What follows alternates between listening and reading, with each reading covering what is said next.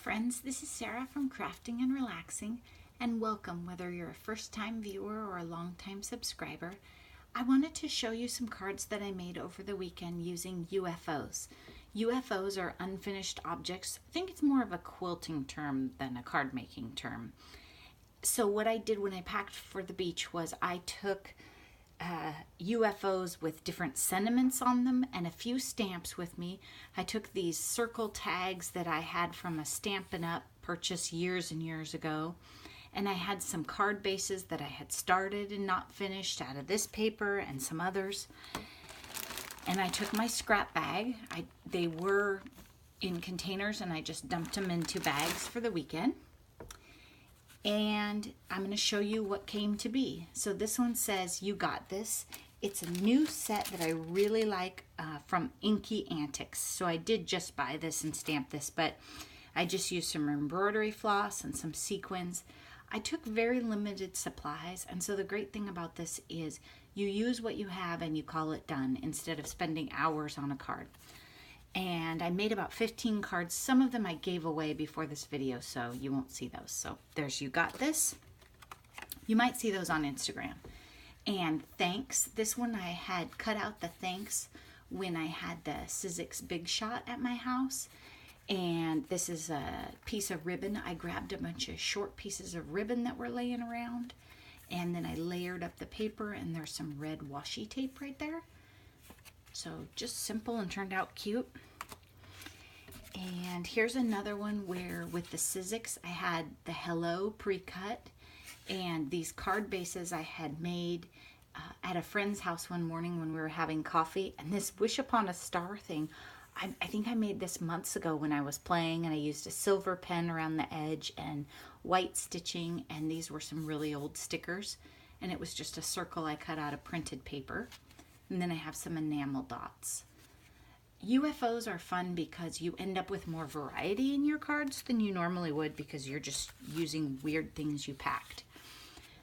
Cherish These Moments Forever was a sticker, and I put it on a piece of paper that I had cut into a tag shape, and the paper was done with the Tim Holtz Distress Oxide inks and a stencil. That's how I got that background with some water.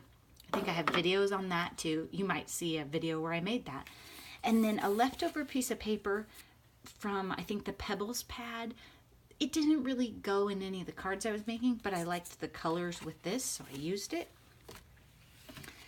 These are, all three of these, or four of these, are scrap cards. This one, the base was already started. I might have showed it to you in another video. And I had the thanks with me and this cat, and it just came together beautifully. So that's an example. You just take your unfinished items that you might otherwise throw away, move them around, and find something that matches. Here I had the hellos and the thanks to use up, so I made some scrap cards. These are just leftover strips of paper. Sometimes they're the branding strip off the end. Some are quarter when you cut something wrong and you have that strip. I save all that stuff. I throw it in a bag and they turn out beautiful. And if you haven't seen the scrap card videos that I made, go back and look at my other videos and you'll see some that say scrap and have these ideas. This is just a piece of vellum and a piece of ribbon that I think came in a kit. I don't know what it was for. And you'll see that I just sort of pick similar colors and tie things together.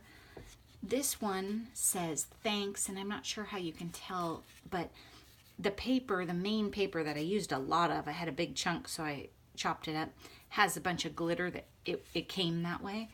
So this one has dimension and glitter and the strips. The scrap cards get a little busy, so I don't do a lot of artwork or coloring or anything like that on them. They go together pretty quick. So while I was doing scrap cards, my friend was working on quilt squares and some other projects, and I made 2 cards with the fabric scraps. Can you see that? And what I did was, leave me a comment if you want me to do this on camera and I'll show you, but it was super easy. I cut a paper base, and then I started down here, just layered them on, and I used art glitter glue. You could use You could probably use any kind of score tape that you have. I was using a tape runner, and then there was one fabric, I think it was on the other card, that the adhesive wouldn't stick to. So then I switched to art glitter glue. It doesn't matter what you use. Then I just trimmed it down at the end. These are super easy. There's no right or wrong, and you can do them while you're talking. Okay, then the other one here, I had these roses, and I didn't have any blue or anything that matched them. So I thought, well, I'll use white because it'll have a border. I forgot I made the card 5.5 by 4.25. So it has a white base, yes, but it doesn't show. It's fine. The world won't end. There's glitter from, I think it's Stickles, and then some pearls and some buttons and embroidery floss. I mean, you see that I use embroidery floss a lot. It's so cheap. It's so portable. Almost everybody has it. And in the US, you can get it at garage sales. You can just ask one of your friends that used to cross stitch or does cross stitch or might someday. And I really, really like this stamp, so I wanted to show it to you. I used it on the other fabric card too. But I wanted to show you the trick. So the sentiment is, when was the last time you did something for the first time? It's a country song. It's also something that I've been thinking about as part of crafting and relaxing. Am I trying new techniques? Am I trying something different? Am I doing a different medium? I got that stamp at, I think, Craft Warehouse, which isn't a very big kind of place.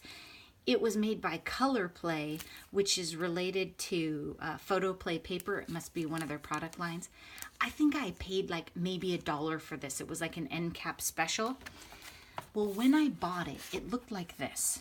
It was one of those cartoon bubble things, and it had this line around it. So it was a square, a rectangle stamp, and with this cartoon bubble. And I just found that I wasn't using it very much, and I'm not into the cartoon bubbles. And I like things more round and organic. So I took scissors and I cut that sucker down. And I want you to keep in mind that, I don't actually know where it is right now. When you are doing, when you have acrylic or photopolymer, these clear ones, here we go. You can cut them. It's not like the old days when they were on blocks. So if you have happy and birthday and you want to separate them, you can. And you can see I just took scissors and I had it like this, and I literally didn't use fancy scissors. I think I just used these, and I trimmed it down to what I wanted it to say. So keep that in mind. If there's a stamp that you really like and maybe it's not exactly meeting your needs or you want them separated, I was going to use a marker like this and go across, but I kept hitting this edge right here, had a straight edge, and then I thought, well, that's dumb, so I cut it off. Anyway, I just wanted you to see that. Think about that for your stamps, or think about that for a stamp that you see on clearance and you want part of it but not the rest of it. Scissors are your best friend. And this is just a random art journal page where I was playing around. This is the page next to it. There's a video on this Hope page if you want to see that. Art journaling is something I'm just learning. It's definitely a first time thing for me. So I just wanted to show you those cards, tell you about the UFOs and the scraps. Oh, here's one more. I don't know if this one's done. This was a Distress Oxide inky background, and I really wanted to play with some of my new stamps that I had. This is a Thoreau quote: "The world is but a canvas to our imagination." And I had trees with me, but I didn't have any green ink or green markers. It's okay. It's a little plain. So maybe I'll do something here. If I had had oxides with me, I probably would have done some kind of solid pale here so that this still stood out. And I have a bunch more of these things. This is part of the old Stampin' Up thing. And a bunch more things where I was testing out oxides from videos that I made a long time ago. I still haven't used all of those. So I might repeat this concept, but maybe a little less understated. Or let me know. Maybe it's okay. I don't know. It seems like it's missing something. Okay, thanks so much for watching and for making time for crafting and relaxing. I hope that you're enjoying my videos, and if you are, be sure and subscribe and give me a thumbs up. Okay, have a great day. Thanks. Bye-bye.